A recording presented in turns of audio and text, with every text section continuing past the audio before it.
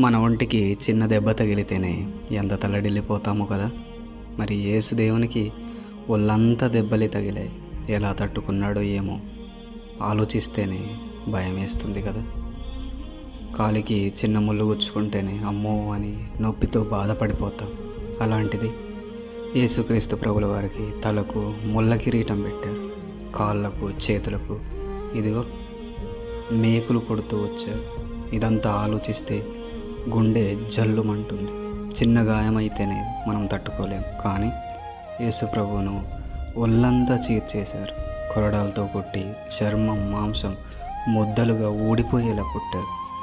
ఎలా భరించాడో ఏమో ఈ ఘోర శిక్షను ఆ ప్రభు. చిన్న రక్తపు చుక్కను చూస్తేనే మనము భయపడిపోతాం, ఒళ్ళంతా జలధరించిపోతుంది. కానీ ఆ రక్తపు మడుగులో తడిసి ముద్ద అయిపోయారు ప్రభు అయిన యేసుక్రీస్తు వారు. ఆయన రక్తము నది వలె కారిపోయింది, ఒక్క చుక్క కూడా లేకుండా.